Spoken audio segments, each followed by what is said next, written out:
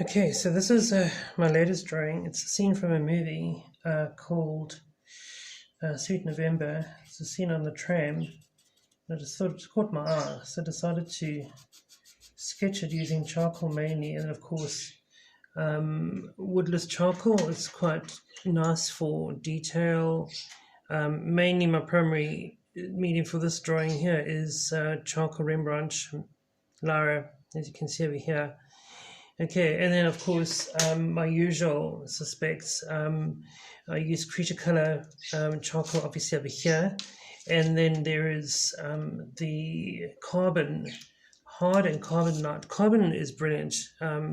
Gives such an amazingly smooth finish. I'll just illustrate it over here. Say for example, I was drawing this area here. I'll just give you an idea. So I'm starting from over here, and this is like metal. So using a hatch, I'll just basically go up and down. And what I like about this particular pencil or charcoal or whatever it is, it's so incredibly smooth, and it just really helps you in giving a totally different texture. I normally do left to right and a hatch of 45 degrees, so you'd have to actually measure it, but that's just how I do it. And then just go backwards and forwards a few times, and then just get the smoother sorted out. And then over here, obviously there's a border, normally with metal. This is chrome.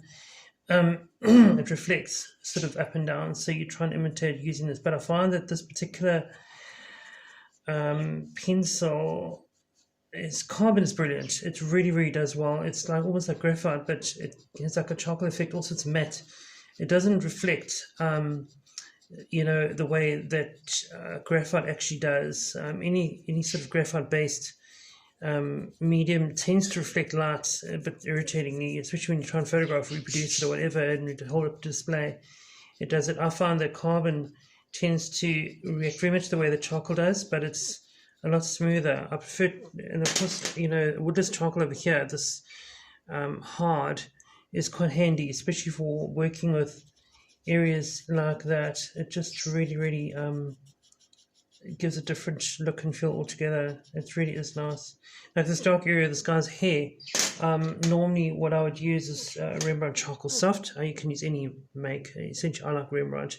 It's got a very sort of coarse finish, and it just accentuates more of a really nice finish. It's very arty, and you obviously don't want your drawing to look too much like a photograph. Realism is important, but not overly so. Otherwise, you might as well just take a shot. That's my personal opinion. But I find charcoal gives a very nice interpretation, and it without running the danger of becoming too realistic. Hyperrealism for me is an amazing thing, but it's not my scene. So I find charcoal kind of fits the medium quite nicely. I'm able to get a very realistic finish over here. The guy definitely looking directly at you. I enjoy the way the charcoal kind of interprets it really nicely. It looks like a person, essentially, but it's very arty at the same time. So yeah, personally, as I said, charcoal is my medium of choice. It gives us absolute blacks that you're really looking for when you're doing your contrast area, especially this guy's hair is very dark, and there's a lot of it. So it helps me cover this area like that. Of course, it's one thing about charcoal, it leaves a lot of powder behind, so you've got to blow that off all the time. But essentially, it speaks for itself. Charcoal is just, for me, the medium of choice. If you've got any questions or anything you want to ask me or mail me or whatever, info at nakedeye.co.za, info at nakedeye.co, or Greg at nakedeye.co.za, whatever we prefer.